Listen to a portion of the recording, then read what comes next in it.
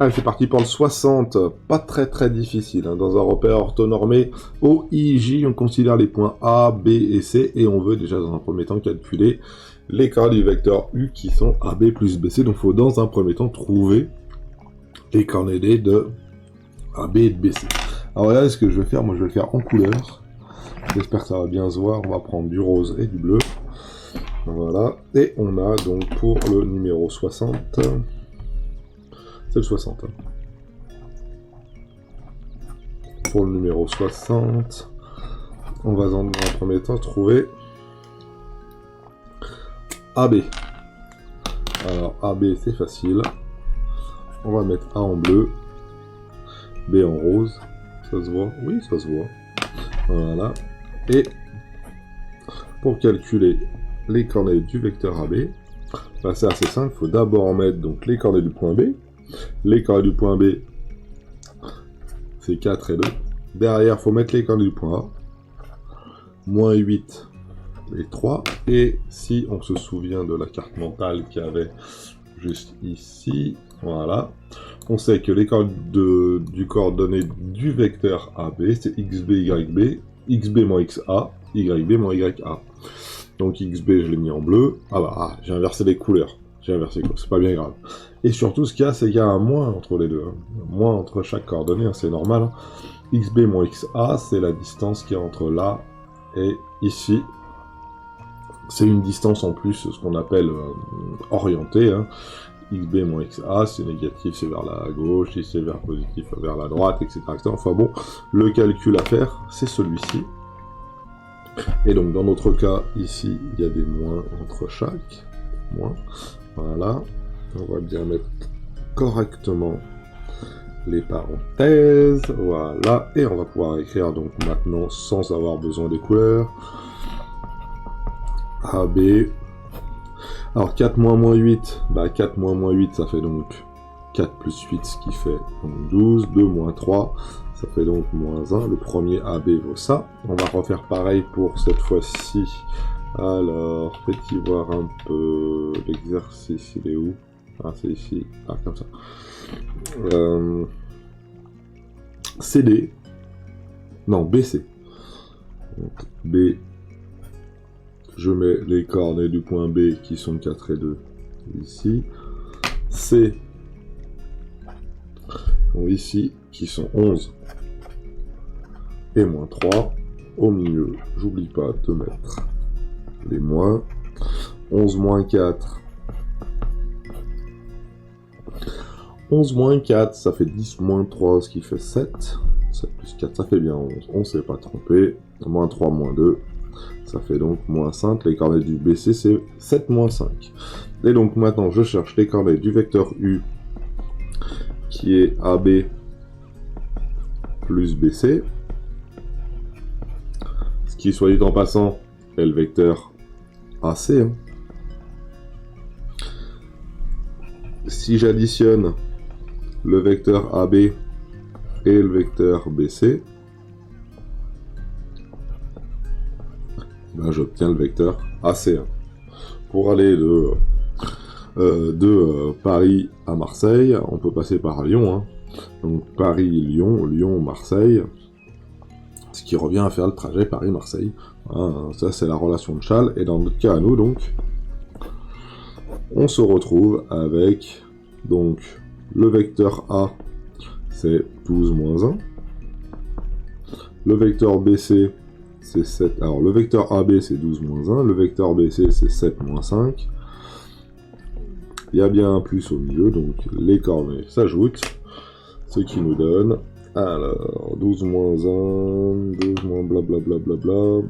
Alors, ce qui nous donne comme vecteur U, 12 plus 7, ça fait 19.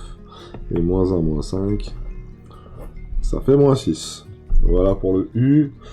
Ah, maintenant il faut que je fasse la même chose pour le V et pour le W. Donc les vecteurs A, B, B, C. Ah, il manque plus que le AC en fait. Et bah ça tombe bien, le AC c'est celui-ci, hein, mais bon, on va le vérifier. J'espère que je ne me suis pas trompé dans un signe, sinon on va tout de suite voir que c'est foireux. Le point C, il a comme coordonnée... C, c'est 11 moins 3. Le point A, il a comme coordonnée moins 8 et 3. Donc ça fait 11 moins 8 et 3 moins 3. Ça fait donc bien 19 moins 6. Ah, ça tombe bien. On a bien ce qu'on avait vu. Hein. Le vecteur AC, c'est bien le vecteur U qui est ici. Le vecteur V, c'est AB plus AC.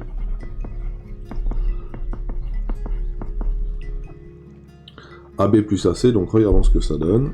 Le vecteur V, il a comme coordonnées AB. Hop, excusez-moi.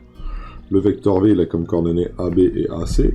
AB plus AC. Le vecteur AB, c'est donc 12 moins 1.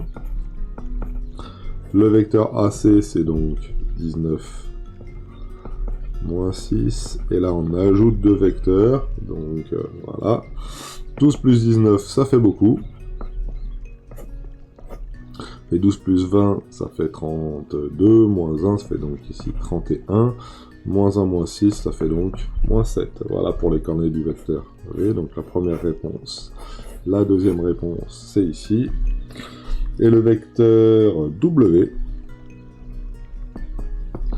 c'est donc AC plus BC.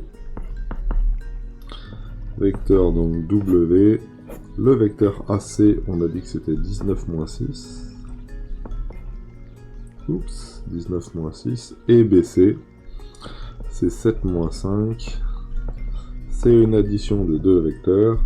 Donc dans notre cadre à nous, 19 et 7, ça fait donc 26 si je me trompe pas. Et ça fait donc moins 11. Voilà pour nos trois vecteurs. Ça a l'air d'être pas mal. Ça a l'air d'être pas mal. Après, je sais pas si je me suis pas trompé quelque part, si j'ai pas eu un petit souci. J'espère que je me suis pas trompé dans les valeurs. Hein. Donc AC, c'est bien 19 moins 6. BC, c'est bien 7 moins 5. On est bon.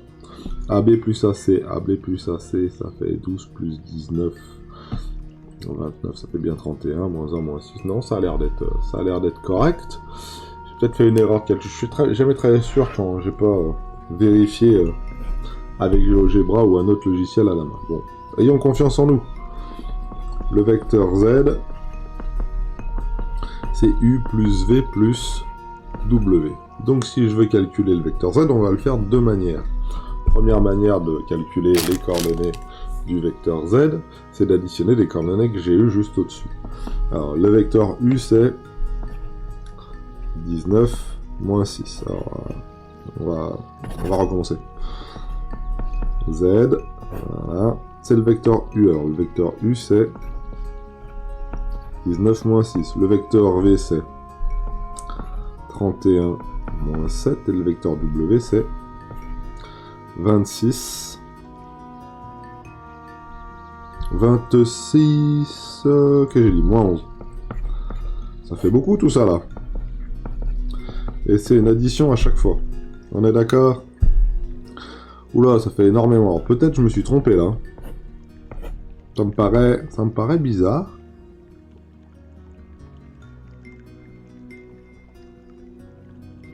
C, 11 moins 3, AB, BC.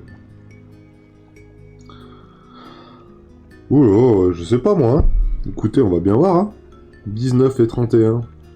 40, 50, 76. Moins 6, moins 7, moins 11. Moins 6, moins 7, ça fait moins 13. Moins 13, moins 11. Moins 13, moins 11, ça fait moins 24. Donc le vecteur Z, il a comme coordonnées 76, moins 24. Qu'est-ce que vous constatez? Bah, que ça fait des coordonnées qui sont vachement balèzes et vachement gros. Donc j'ai un doute, monsieur, mais bon, on peut bien essayer. Allez, regardons un petit peu ce que c'est en fait. Z. Si je prends Z, c'est ni plus ni moins que U plus V plus W. U, c'est AB plus BC. Ça, c'est U. V, c'est quoi? C'est AB plus AC. sais pas où ça va me mener. Mais bon, hein. Et B, c'est AC plus BC. Ok. Très bien. Donc ces deux-là, je peux les grouper. Ces deux-là, je peux les grouper. Et AC, je peux les grouper. Alors, regardons un petit peu. AP plus PC. AP plus PC, j'ai dit que c'était AC. AB plus BC, c'est AC. Hein. Relation de Chasles, les B sont... Maintenant, regardez ici, il y a une petite feinte. AB, ici, plus BC. On peut enlever les parenthèses, hein, il n'y a que des plus devant, donc on peut les enlever. AB plus BC, bah, ça fait encore un AC. Voilà. Et encore, j'ai encore un AC ici. Et j'ai encore un AC ici. Voilà. Donc ça c'est bon, et ce AC là, il vient de AB plus BC ici. Et là, j'ai le AB plus BC. Donc en fait, ça fait 4 fois AC. 4 fois AC.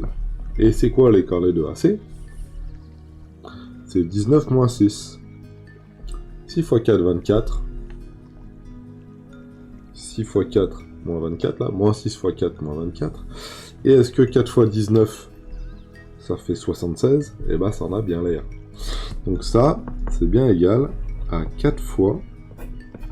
Ce fameux 19 moins 4, là, c'est bien égal à 4 fois AC. Ok.